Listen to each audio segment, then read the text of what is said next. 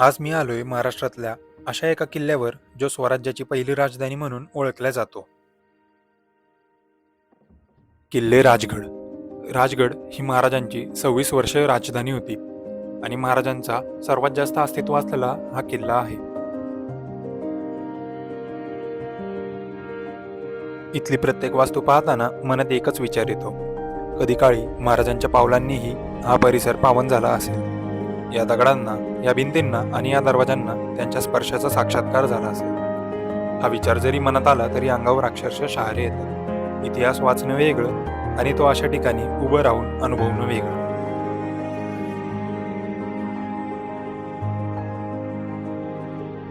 चला तर मग राजगडच्या या अविस्मरणीय प्रवासाला सुरुवात करूया. तर नमस्कार मंडळी, मी यश आणि स्वागत आहे तुमचं पुन्हा एकदा आपल्या चॅनल ट्रेल्स विथ यशमध्ये. आज आम्ही आलो आहे इथं आपल्या महाराजांचा किल्ला राजगड. इथं आम्ही आज मुक्काम करणार आहे आणि बघू तुम्हाला पण दाखवतो. आणि माझ्यासोबत माझे 2 मित्र आहेत नेहमीचे. नमस्कार मंडळी. Hi guys. तर चला बघूया कशी होती ही जर्नी. अंधार दाट आहे, वाट दिसत नाही, मात्र आमचा प्रवास नुकताच सुरू झाला होता.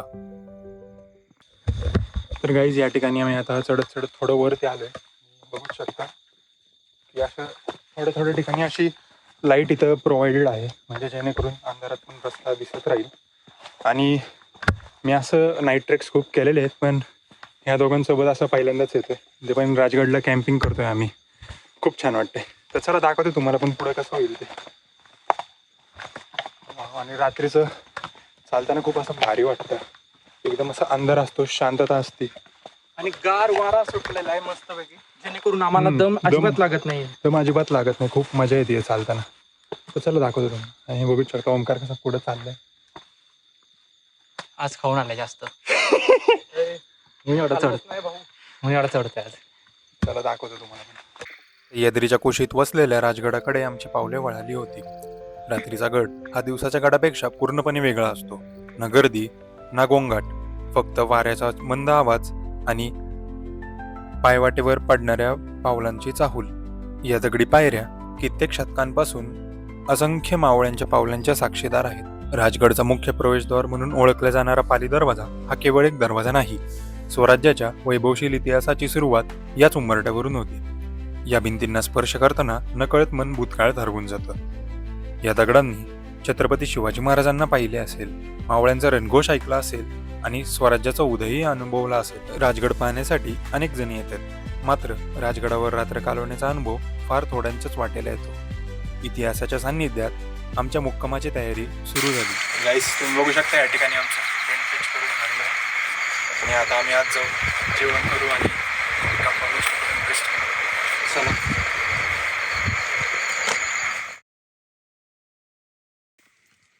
तर गाईस या ठिकाणी आम्ही आता आमचं खाणं सुरू करतोय. साहिल भाऊंनी तर सुरू केली, ओंकारने पण सुरुवात केलेली आहे. या तुम्ही पण खायला.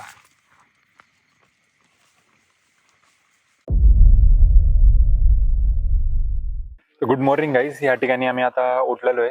सकाळचे ऑलमोस्ट आता 7 वाजलेले आहेत आणि इथं फॉग पण एवढं भारी झालेलं आहे ना, आलेलं आहे. क्राऊड पण तेवढाच आहे, पण व्ह्यूज खूप भारी आहेत. थांबा तुम्हाला दाखवतो.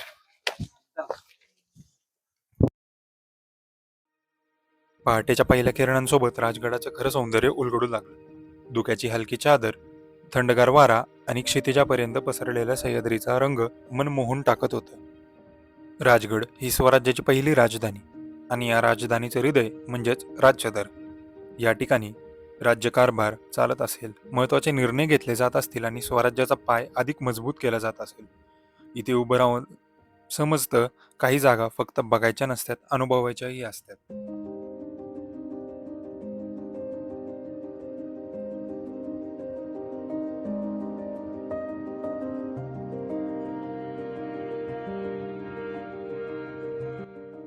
आज हे वास्तूचे अवशेष उरले असेल तरी या जागेचं ऐतिहासिक महत्त्व अजूनही तितकंच भव्य आहे. या परिसरातच उभं राहिल्यावर इतिहास जणू जिवंत झाल्यासारखा भासतो. काळाच्या हातोक्यात वास्तू नष्ट झाल्या, पण त्यांची ओळख आणि त्यांच्याशी जोडलेल्या कथा आजही तितक्याच जिवंत आहेत. या दालनाचा उपयोग पूर्वी दारुगोळा आणि युद्ध सामग्री साठवण्यासाठी केला जात असल्याचं सांगितलं जातं. आज येथे बांधकाम साहित्य ठेवलेलं दिसत असलं तरी या भिंतींनी स्वराज्याचा संघर्षमय काळाला जवळून पाहिलं आहे.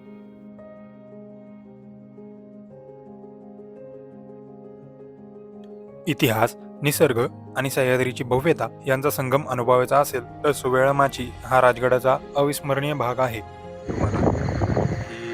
ही एक वाट आहे या किल्ल्यावर येण्यासाठी. यशवंत दांड नाव आहे. तर आताच झालेली आहे, आता उन्हाळ्यातच साफ केलेली आहे, ट्रेकर्स कडनं साफ झालेली आहे. तर ही पण एक वाट आहे, पण एक्झॅक्ट कोणाला असं सांगता नाही येणार आता आमच्यात की कुठून आहे. पण हा म्हणजे पण असं म्हणजे हे गाव आहे ना, इकडं गाव आहे ना, तिथं गावाच्या इथून कुठून तरी आहे, जंगलातून. हा, आणि इथून या साईडला रस्ता.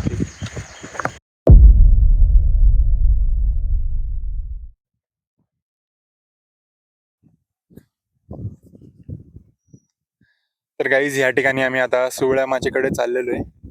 इथून सरळ गेलं की सुवेळा माची येते आणि आम्ही आता राजसदरच्या साईडने आलेलो आहे. तर असं छान वाटतं इथं बघायला. आता धुकं वगैरे पण एवढं भारी वाटतंय नाही इथं आलंय. व्ह्यूज वगैरे आता तसे क्लिअर नाही दिसत आहेत, पण छान वाटतंय ओव्हरऑल एक्सपिरियन्स इथं. राजगडला प्री मॉन्सून आल्याचा फायदा झालाय आज. तर चला दाखवतो सुवेळा माची कशी आहे.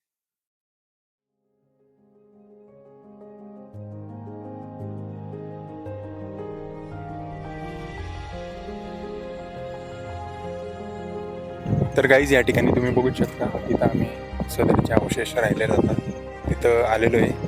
आणि एक काही असं खूप भव्य स्ट्रक्चर असेल, मोठं स्ट्रक्चर असेल, पण आता इथं जे दगडांनी बांधलेलं बांधकाम होतं तेवढंच शिल्लक राहिलेलं. छान वाटतंय स्ट्रक्चर तसं हे बघायला. आणि तुम्ही हे पण बघू शकता की वरती आपल्याला डोबा दिसतोय, जो आपला वरती मेन बाले किल्ला आहे, तिकडनं वरती डोबा आहे तिथून.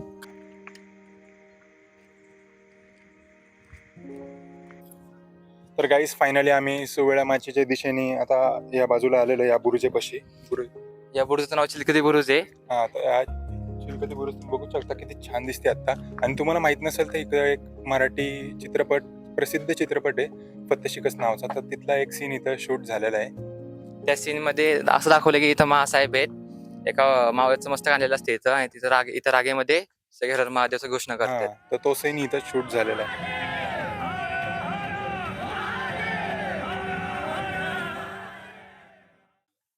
तर गाईस आम्ही आता चिलकती बुरुजावरच चढलेलो आहे आणि इथून तुम्ही व्ह्यूज बघू शकता कसे दिसत.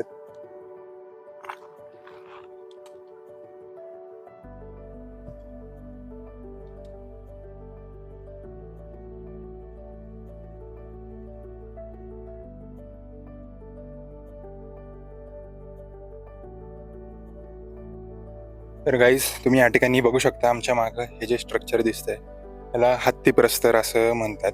म्हणजे हे दिसायला असं हत्तीसारखं दिसतं, हत्ती समोरून चालत येतोय असं वाटतं त्याच्याकडे बघून, तुम्ही बघू शकता. आणि हे त्या नेड्याचाच पुढचा वाला दगड आहे. इथूनच पुढं अशी आता सुवेळा माची आहे.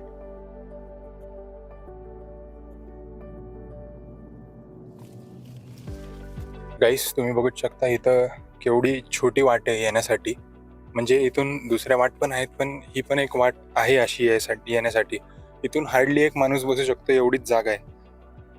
आणि इथून आम्ही आता सुवेळा माचीकडे आलेलो आहे.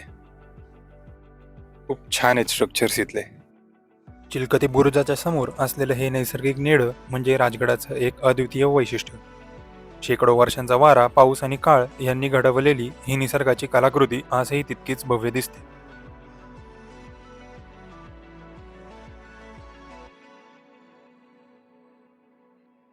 तर गाईस आम्ही या ठिकाणी आता या जागेवर बसलेलो. निसर्गाचा एवढा छान अप्रतिम व्ह्यू दिसतो ना, काय सांगू तुम्हाला. या जागेचं नाव नेड आहे म्हणतात, राजगडवरचा हा नेडा आहे. आणि इथं फत्तेशिकस्त मधला अजून एक सीन पण शूट झालेला आहे. आणि किल्ले राजगड हा हे आपला हिंदवी स्वराज्याचा पहिला राजधानी आहे, आपली पहिली राजधानी आहे. आणि आदिलशहाकडनं, म्हणजे महाराजांनी आदिलशाहीतून स्वराज्यात घेतलेला हा किल्ला आहे. आणि स्वराज्याची पहिली राजधानी महाराजांनी रायगडच्या आधीपर्यंत इथं महाराजांचं वास्तव्य होतं. जास्त अस्तित्व असलेला महाराजांचा किल्ला हा राजगड आहे. आणि या किल्ल्यावर तशी सुवेळा माची, संजीवनी माची, परत पद्मावती माची पद्मावती माची आहे. परत अनेक पाण्याचे टाके सुद्धा आहेत, आपल्याला आहेत. दाखवू आपण ते. बाले किल्ला आहे, खूप छान आहे किल्ला हा. राजधानी असल्यामुळे इथं खूप साऱ्या असे स्ट्रक्चर आहेत की बघताना असं वाटतं की अजून पण महाराज इथं आहेत, अस्तित्व असं जाणवतं त्यांचं. खूप छान किल्ला आहे हा. आणि हा व्ह्यू तुम्ही बघू शकता कसा आहे. या नेड्यातून दिसणारा सह्याद्रीचा विस्तार पाहताना वेळ कसा निघून जातो हेच कळत नाही. पण राजगड फक्त किल्ला नाही, इथल्या प्रत्येक वाटेवर प्रत्येक माणसाकडे एक कथा आहे आणि अशाच एका कथेकडे आम्ही वळालो. पैसे असले नसलं तरी पाणी देऊ शकतो, सरबत देऊ शकतो, तेवढाच पुण्याचा वाटा. माणूस किल्ल्यावरनं खाली गेला पाहिजे ह्या अंदाजानं मी त्या ठिकाणी धंदा करतो. एकदम असं छान काम करताय तुम्ही हे. आणि किल्ल्याबद्दल असं काय माहिती सांगता येईल का? किल्ल्याबद्दल माहिती म्हणजे अफजल खानाचं मुंडकं बाले किल्ल्या महाराजाला गाडल्या गेले हम्म. तेवढं सांगतो. चिलखती बुरुज, शिवाजी महाराज चिलखती बुरुजावर आवडते ना, सकाळी सकाळी यायचे सूर्यदान बघायला करता. धन्यवाद काका. तुमचं नाव आहे दिनकर श्रीपती शिर्के, आणि तुम्ही राहिला इथं पिंपरीमध्ये. ओके. तर गाईस, तुम्ही जर येत असताल राजगडला तर काकांना नक्की भेट द्या. खूप चांगले माणूस आहेत ते आणि असं चांगला धंदा करतात. त्यांचा असा उद्देश हाच आहे की इथून माणूस असा खुश गेला पाहिजे खाली. सेवा देत आहेत ते. हा, चांगली सेवा करतात ते. तर नक्की भेट द्या काकांना एकदा आला. आणि धन्यवाद काका. धन्यवाद.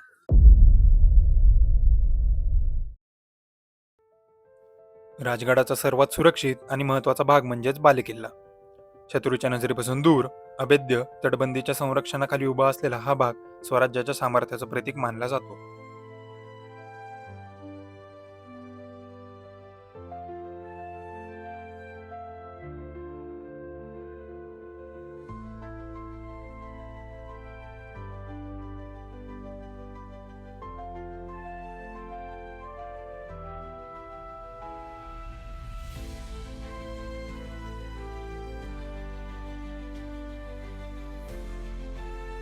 डोंगरमाथ्यावर वसलेल्या या राजधानीसाठी पाण्याची व्यवस्था अत्यंत महत्त्वाची होती. या टाक्यांनी अनेक ऋतू, अनेक पिढ्या आणि स्वराज्याची संपूर्ण प्रवास पाहिला आहे.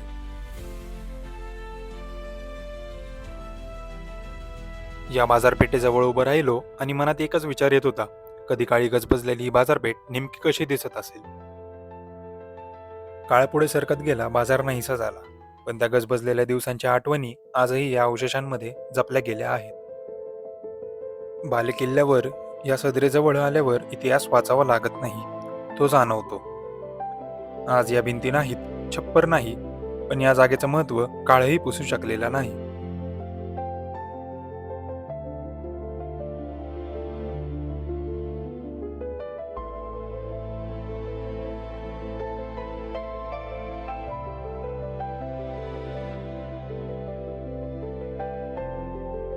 स्वराज्याच्या वैभवशाली इतिहासात मोठमोठ्या युद्धांचा उल्लेख आढळतो, पण त्या इतिहासामागे अशी साधी दिसणारी ठिकाणंही तितकीच महत्त्वाची होती. या चुली, इथे कधी काळी शेकडो माणसांसाठी अन्न तयार होत असेल. रणांगणावर लढणाऱ्या प्रत्येक मावळ्याच्या सामर्थ्यामागे अशा असंख्य अनाम हातांचाही वाटा होता. तर गाईज, या ठिकाणी आम्ही आता बालेकिल्ल्यावर आलेलो आहे आणि इथनं तसे तोरणा, सिंहगड, पुरंदर, वज्रगड आणि रायगडचे व्ह्यूज दिसतात. पण आता धुक्यामुळे रायगड, लिंगाण्याचे व्ह्यू दिसत नाही. पण आता तोरणा आणि सिंहगडचा व्ह्यू एकदम छान दिसतो इथून. थांबा, तुम्हाला दाखवतो मी. हा आहे तोरणा किल्ला जो समोर दिसतोय तो. आणि इथूनच असं या साईडला जे प्लेन डोंगर दिसतंय तो आहे आपला सिंहगड.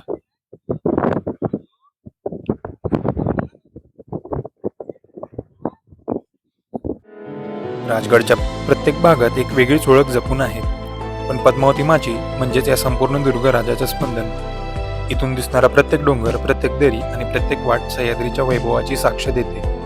एक रात्र, एक मुक्काम आणि इतिहासाची झालेली एक अविस्मरणीय भेट. राजगडावर येताना आम्ही फक्त एक किल्ला पाहायला आलो होतो, पण परतताना सोबत घेऊन चाललो होतो असंख्य आठवणी, काही सुंदर क्षण आणि इतिहासाशी जोडलेलं एक वेगळंच नाव. या गडाने स्वराज्याचा उदय पाहिलाय, वैभव पाहिलाय आणि काळाचे अनेक प्रवाह अनुभवले. आजही तो तितक्याच अभिमानाने सह्याद्रीत उभा आहे. कदाचित म्हणूनच राजगड प्रत्येक वेळी काहीतरी नवीन शिकवून जातो आणि पुन्हा एकदा परत येण्याची ओढ लावून जातो. काही ठिकाणं आपण पाहतो, काही ठिकाणं आपण अनुभवतो आणि काही ठिकाणं अशी असतात जी आपल्या मनात कायम घर करून राहतात. राजगड त्यापैकी एक. इतिहासाच्या अशाच आणखी एका प्रवासात पुन्हा भेटूया. तोपर्यंत जय शिवराय.